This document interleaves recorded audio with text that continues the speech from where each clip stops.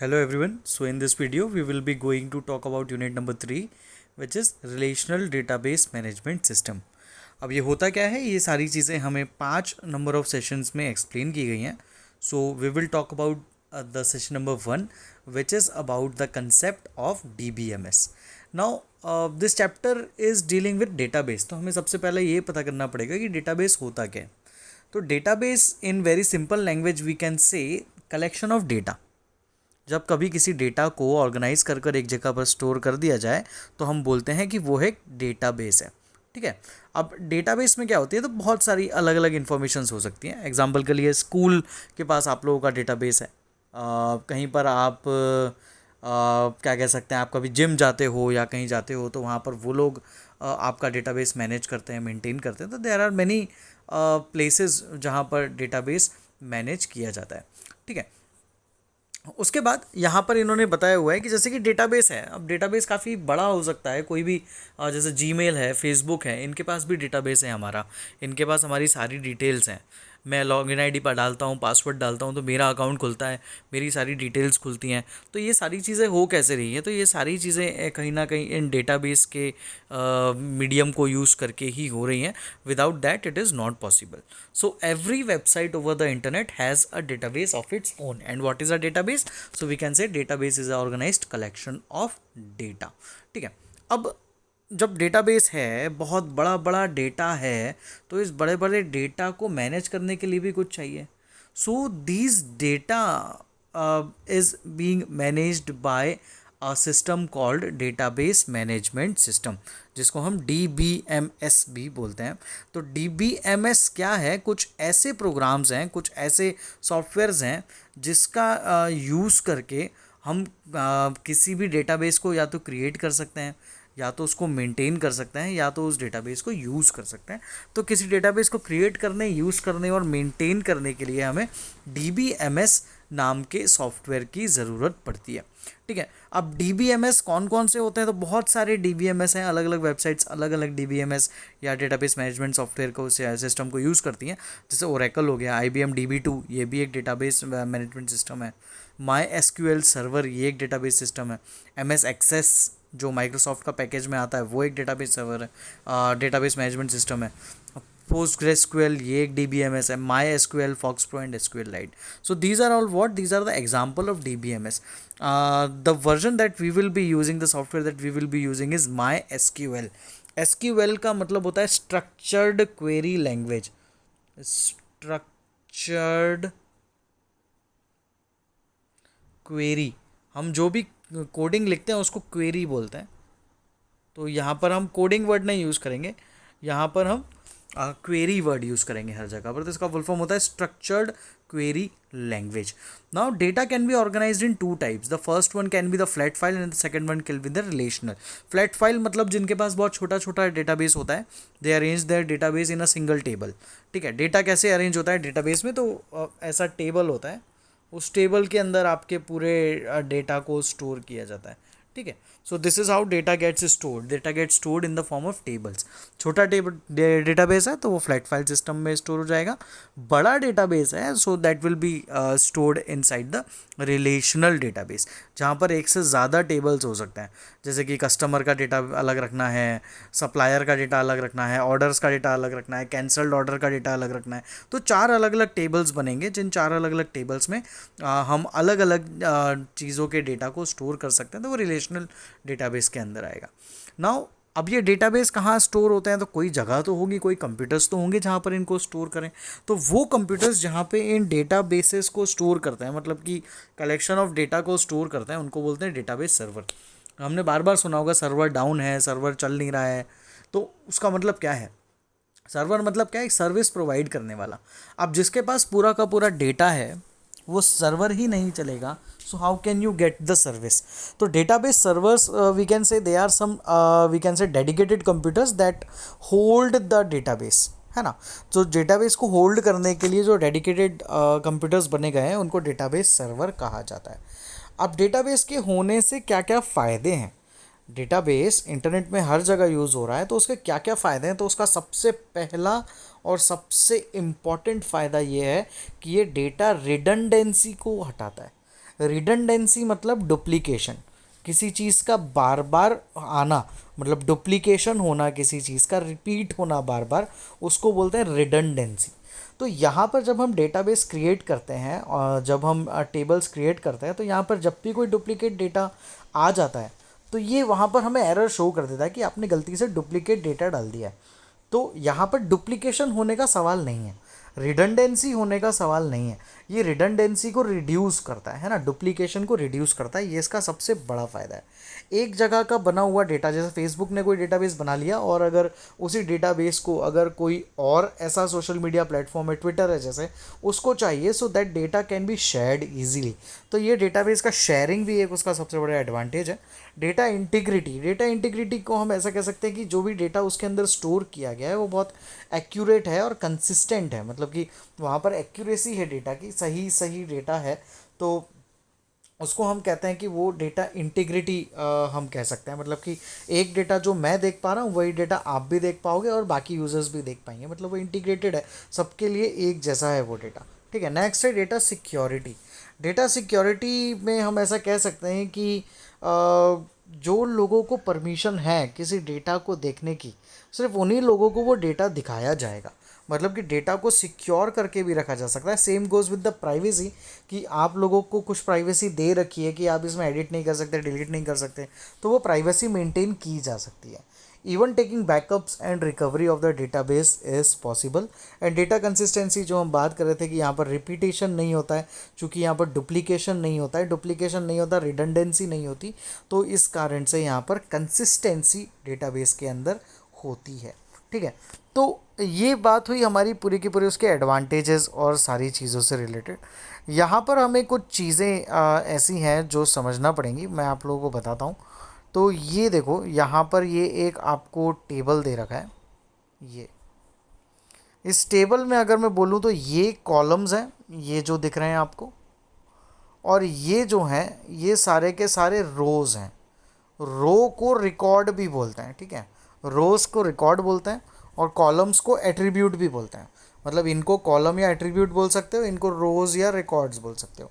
ठीक है, ये जो ये वाली लाइन है ये रोज़ या रिकॉर्ड्स है, और ये वाली लाइन क्या है, ये कॉलम्स या एट्रीब्यूट्स हैं। ठीक है, तो यहाँ पर हमें क्या बातें, कुछ फीचर्स हैं जो डेटाबेस के हमें पता होना चाहिए। तो क्या फीचर्स हैं कि डेटाबेस में एक से ज़्यादा टेबल्स हो सकते हैं, ये सबसे पहली बात। डेटाबेस में अलग अलग टाइप की इन्फॉर्मेशन होल्ड की जा सकती है, बट एक कॉलम में एक जैसी इन्फॉर्मेशन ही होल्ड होगी। यहाँ पर जैसे नाम है तो सबके नाम ही दिख रहे हैं, यहाँ पर अगर एक और कॉलम होता मोबाइल नंबर का तो यहाँ पर सबके मोबाइल नंबर ही होते, मतलब सेम टाइप ऑफ डेटा एक जगह पर अरेंज किया जा सकता है। तीसरी सबसे इम्पॉर्टेंट बात यह है कि यहाँ पर डेटा का डुप्लीकेशन नहीं हो सकता, जो हम बार बार बोल रहे हैं, रिडंडेंसी नहीं हो सकती। रिडंडेंसी नहीं हो सकती तो कैसे नहीं हो सकती, ये देखो, ये एक डेटा है, इस डेटा की अगर मैं बात करूँ तो यहाँ पर देखो नाम रवि क्लास 10th A, ये तो डुप्लीकेट हो गया, रिडंडेंसी आ गई डेटा के अंदर। तो ये जो डेटाबेस बना है ये डेटाबेस ऐसा बन नहीं सकता। क्यों नहीं बन सकता, क्योंकि डेटा रिडंडेंसी ये जो भी डेटाबेस मैनेजमेंट सिस्टम है वो सपोर्ट करते हैं। तो जब भी आप ये डेटाबेस बनाओगे तो वहाँ पर आपको इसमें एक कॉलम और ऐसा ऐड करना पड़ेगा जो यूनिक कॉलम कहलाए। ठीक है, मतलब हर डेटाबेस की एक की होती है, ये याद रखना, हर डेटाबेस की एक की होती है। अब की कैसी कैसी हो सकती है, तो एक होता है प्राइमरी की।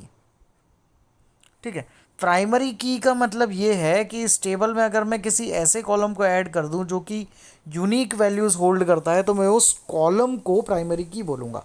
क्या ये प्राइमरी की हो सकता है? नहीं हो सकता, क्योंकि इसमें रवि रिपीट हो रहा है, ये तो बिल्कुल नहीं हो सकता। इसमें 10 रिपीट हो रहा है, यहाँ पर भी ए ज़्यादातर रिपीट हो रहा था, ये तीनों प्राइमरी की नहीं बन सकते।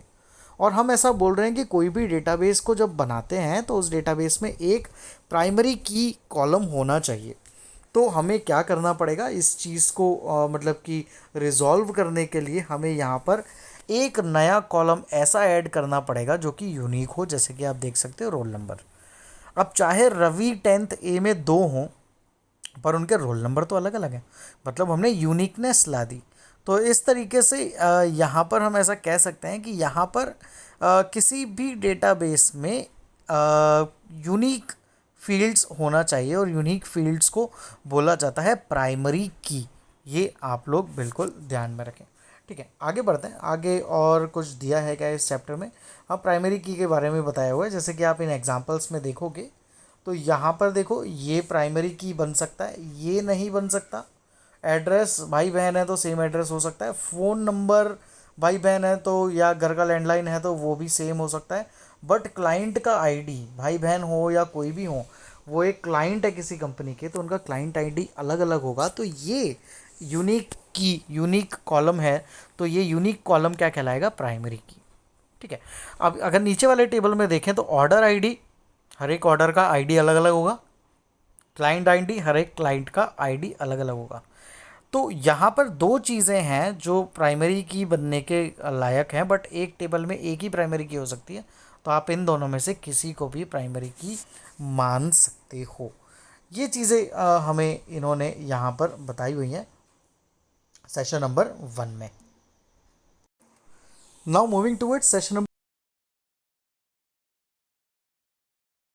2, टेबल्स कैसे एडिट करना है, तो ये चीज़ें बताई हुई हैं। टेबल्स मतलब रोज एंड कॉलम्स है ना। रोज को हम क्या क्या बोलते हैं? तो रोज को रिकॉर्ड्स भी बोलते हैं, और एक और चीज़ बोलते हैं जो कि है टपल्स। रोज को टपल्स भी बोला जाता है, ये भी ध्यान रखें। और कॉलम्स को फील्ड्स और एट्रीब्यूट्स, ये नाम से जाना जाता है। तो कोई भी ऑब्जेक्टिव ऐसा आ जाए कि कॉलम्स को क्या क्या नाम से जानते हैं तो आपको पता होना चाहिए, और रोज को किस किस नाम से जानते हैं तो आपको ये भी जानकारी होना चाहिए। मैंने जैसे आपको बोला, हम माइस्क्यूएल का यूज़ करेंगे। माइस्क्यूएल का यूज़ करने के साथ साथ जो बुक में दिया हुआ है ओपन ऑफिस 4, हम इसको भी यूज़ करके देखेंगे कि ओपन ऑफिस 4 में किस तरीके से चीज़ें वर्क करती हैं। तो ये प्रैक्टिकल पार्ट है। ये प्रैक्टिकल पार्ट को जब हम प्रैक्टिकल्स करेंगे तब वहाँ पर इन टॉपिक्स को डिटेल में समझ लेंगे कि ये कैसे परफॉर्म किए जाते हैं। यहाँ पर एक चीज़ और जो इन्होंने बताई हुई है वो ये है कि जब कभी हम कोई डेटा एंटर करते हैं तो यहाँ पर वो डेटा का टाइप हमें बताना पड़ता है कि डेटा किस टाइप का है। मतलब कि नंबर है, कैरेक्टर है, क्या है वो डेटा। ठीक है। तो यहाँ पर कुछ अलग अलग टाइप्स के डेटा टाइप होते हैं। डेटा टाइप मतलब कि डेटा किस टाइप का है। नंबर डाल रहे हो, डेट डाल रहे हो, कैरेक्टर्स डाल रहे हो, स्ट्रिंग डाल रहे हो, है ना। तो ऐसी सारी चीज़ें यहाँ पर होती हैं। तो यहाँ पर आप देख सकते हो, यहाँ पर डेटा टाइप्स के बारे में बताया हुआ है। जैसे कि अगर आप इस टेबल को देखोगे तो यहाँ पर आप देखोगे कि ये यहाँ पर इन्होंने डेटा टाइप्स के बारे में बताया, और ये न्यूमेरिक डेटा टाइप्स है। सबसे पहले यहाँ देखते हैं कि डेटा टाइप्स होते कितने टाइप के हैं। तो डेटा टाइप्स एक्चुअल में यहाँ पर 5 टाइप्स के होते हैं। पांचों टाइप्स को यहाँ पर इन्होंने एक्सप्लेन किया हुआ है। तो जो पहला टाइप होता है वो होता है न्यूमेरिक। न्यूमेरिक मतलब जिनमें नंबर्स आते हैं। ठीक है। अब नंबर्स आते हैं तो इनकी सबकी रेंज होती है कि 0 से 255 तक के नंबर डालना है तो वो टाइनी इंट कहलाएंगे, और बड़े डालने हैं तो स्मॉल इंट कहलाएंगे, इंटीजर, बिग इंट और फिर numeric, decimal, real, float. Big int जो होता है उसकी रेंज सबसे बड़ी होती है। ठीक है, नाम से ही पता चल रहा है। टाइनी मतलब छोटा होता होगा, स्मॉल मतलब भी छोटा होता है, इंटीजर और बिग इंट, नाम से पता चल रहा है बिग इंट, तो सबसे बड़ा बिग इंट ही होता होगा। ऐसे numeric, decimal, real, float, double, अलग अलग टाइप्स के डेटा टाइप्स यहाँ पर इन्होंने बताए हुए हैं। अब अल्फ़ा न्यूमेरिक क्या होता होगा? तो अल्फ़ा न्यूमेरिक मतलब क्या, जिसमें अल्फ़ाबेट्स और न्यूमेरिक्स दोनों आए। तो ऐसे 4 टाइप के डेटा टाइप्स होते हैं जिनके अंदर अल्फ़ाबेट्स और नंबर्स दोनों आते हैं। एक होता है लॉन्ग वेरकैर, नाम से ही पता चल रहा है कि लॉन्ग वेरकैर है, मतलब सबसे बड़ा यही होता होगा। फिर है कैर, और एक है वेरकैर, और एक है वेरकैर इग्नोर केस। वेरकैर इग्नोर केस में क्या होता होगा? स्मॉल लेटर लिखो, कैपिटल लेटर लिखो, उससे फ़र्क नहीं पड़ता होगा। पर सबसे बड़ा यहाँ पर कौन सा होता है? तो लॉन्ग वेरकैर होता है। सिमिलरली अगर मैं बाइनरी टाइप की बात करूँ, बाइनरी मतलब जिनमें 2 वैल्यूज़ होती हैं, या हम एक्चुअल में यहाँ पर जो बाइनरी बोलते हैं मतलब डेटा को अपलोड या डाउनलोड करते टाइम हमें इन बाइनरीज की ज़रूरत पड़ती है। तो बाइनरी में भी 3 है, लॉन्ग बाइनरी, बाइनरी और वेरिएबल बाइनरी। तो यहाँ भी हम देख सकते हैं कि लॉन्ग बाइनरी सबसे बड़ा होता होगा। उसके बाद आता है डेट टाइम। तो डेट टाइम के हमारे पास 3 डेटा टाइप्स है। एक में डेट है, एक में टाइम है, और एक में दोनों का कॉम्बिनेशन जिसको बोलते हैं टाइम स्टैम्प। और एक और आखिरी अदर, अदर करके इन्होंने यहाँ पर दिया हुआ है, दैट इज़ समथिंग एल्स। तो ये सारी चीज़ें यहाँ पर इन्होंने हमें सेशन नंबर 2 में बताई हुई हैं।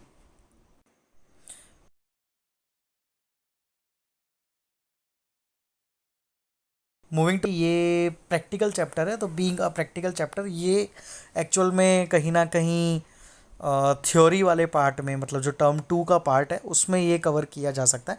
टर्म 1 के पॉइंट ऑफ व्यू से इस चैप्टर में से एज सच कोई चीज़ें बनने वाली नहीं है, क्योंकि एवरीथिंग इज़ प्रैक्टिकल थिंग। तो प्रैक्टिकल चीज़ है तो उनकी सारी चीज़ें कहीं ना कहीं हमें लिखने के लिए दी जा सकती हैं। जैसे रिलेशनशिप्स, तो रिलेशनशिप्स कितने टाइप की होती हैं, तो रिलेशनशिप्स एक्चुअली 3 टाइप की होती हैं। तीनों टाइप इन्होंने यहाँ पर बताए हुए हैं कौन कौन सी होती है, जैसे कि 1-to-1 relationship, 1-to-many relationship and many to many relationship. तो 3 टाइप्स की रिलेशनशिप होती हैं, ये इन्होंने यहाँ पर बताई हुई है। ये सारी की सारी चीज़ें they are kind of term 2 type of syllabus, तो इसमें से एज सच कोई ऑब्जेक्टिव टाइप का क्वेश्चन आपको बनता हुआ नहीं मिलेगा।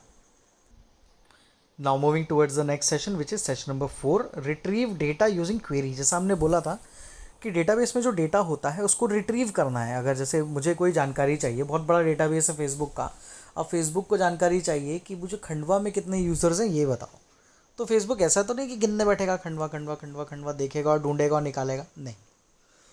वो क्या करेगा, वो एक कोड रन करेगा जिसको वो बोलेगा क्वेरी। ठीक है, डेटाबेस पे एक क्वेरी रन करेगा और वो क्वेरी से पता कर लेगा कि खंडवा के कितने नंबर ऑफ़ यूज़र्स हैं और उनका पूरा डेटा उसके सामने आ जाएगा। तो बड़े से डेटाबेस में से किसी डेटा को अगर आपको रिट्रीव करना होता है तो उसको हमें क्या करना पड़ता है, हमको उसको क्वेरी लिखकर आउटपुट उसका निकालना पड़ता है, या फिल्टरिंग करनी पड़ती है, हम एक तरीके से ऐसा बोल सकते हैं। तो यहाँ पर इन्होंने इसको प्रैक्टिकली बताया हुआ है। जैसे कि इन्होंने बोला कि एक एस डिटेल्स नाम का अगर आपके पास टेबल है, एस डिटेल्स, जिसमें बहुत सारी इन्फॉर्मेशन है, उसमें से आपको सारी की सारी इन्फॉर्मेशन देखनी है। तो सारी की सारी इन्फॉर्मेशन देखने के लिए आपको लिखना पड़ेगा select asterisk from S details. मतलब ऑल को यहाँ पर हमेशा ऑल नहीं लिखते हैं, यहाँ पर ऑल की जगह एस्ट्रिक मतलब स्टार का साइन लगाया जाता है। तो हम यहाँ पर लिखेंगे select asterisk from S details. From S details मतलब कहाँ से रिट्रीव करना है, तो टेबल का नाम, टेबल का नाम है एस डिटेल्स। और क्या रिट्रीव करना है, तो करना है एस्ट्रिक, एस्ट्रिक मतलब all. Select all from S details, तो हमें पूरा का पूरा टेबल देखने को मिल जाएगा। बट अगर मैं ऐसे ही कुछ और क्वेरी इन्होंने ऐसी सिंपल वाली बताई हो तो मैं आप लोगों को बताता हूँ। नहीं, ऐसा इन्होंने बताई नहीं है। बाकी चीज़ें जो हैं वो मैं आपको प्रैक्टिकली बताऊँगा, तब आपको और अच्छे से समझा दूंगा। यहाँ पर देखो एक और इन्होंने कोड रन किया है। पहले देखो बहुत बड़े डेटा में से उन्होंने वो डेटा निकाला है जिसमें कलर की वैल्यू ब्लू हो। ठीक है, अब यहाँ पर अगर मैं आपको बताऊँ तो ये पूरा का पूरा टेबल था।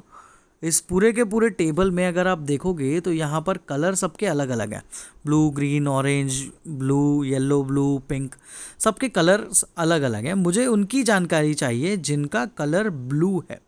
तो मुझे क्या करना पड़ेगा, सारी जानकारी चाहिए, तो select asterisk from S details.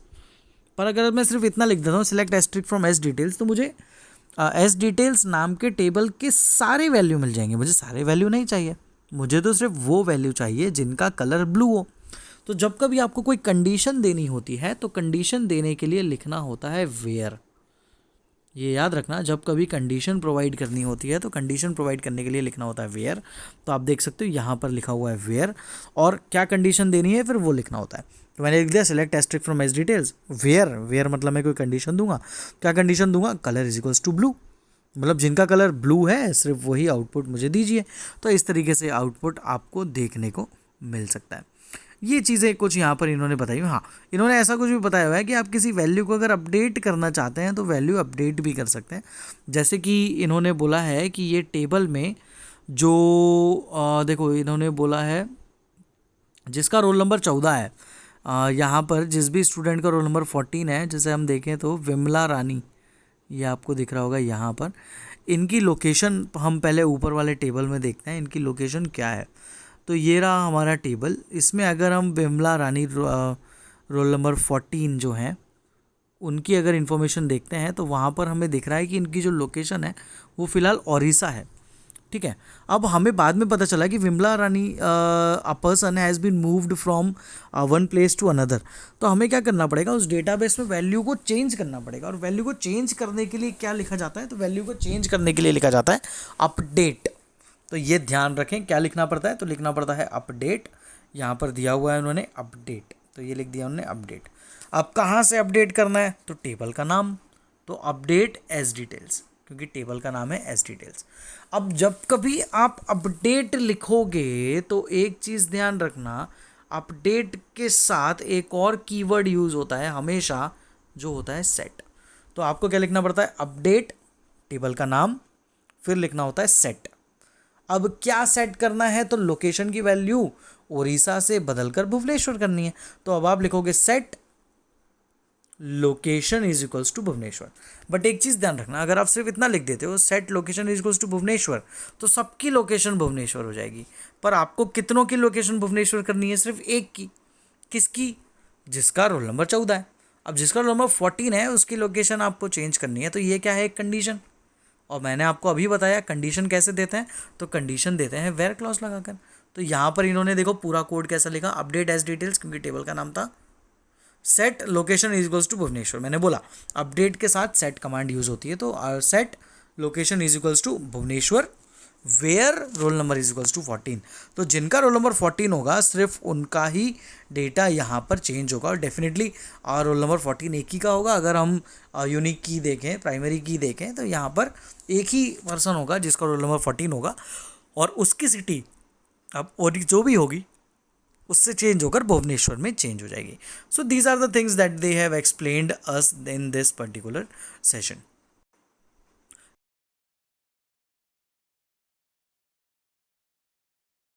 Last actual में आपसे पूछा जा सकता है, कुछ क्वेश्चंस थ्योरी पार्ट के यहाँ से बन सकते हैं। तो यहाँ पर एज सच कोई ऑब्जेक्टिव टाइप का क्वेश्चन आपको यहाँ से देखने को नहीं मिलेगा, क्योंकि ये जो यूनिट है, यूनिट नंबर 3, ये थ्योरी में भी आ रही है, मतलब ऑब्जेक्टिव्स में भी आ रही है हमें, और ये टर्म 2 में भी, मतलब डिस्क्रिप्टिव में भी आ रही है। तो यहाँ पर जो चीज़ें ऑब्जेक्टिव्स में बन सकती हैं वो सारी एक्चुअल में हम डिस्कस कर चुके हैं। Other than this I don't think anything can be asked as an objective. So this is about our unit number 3. So these were the things that you have to go through and understand कि database management system में क्या क्या चीज़ें होती हैं।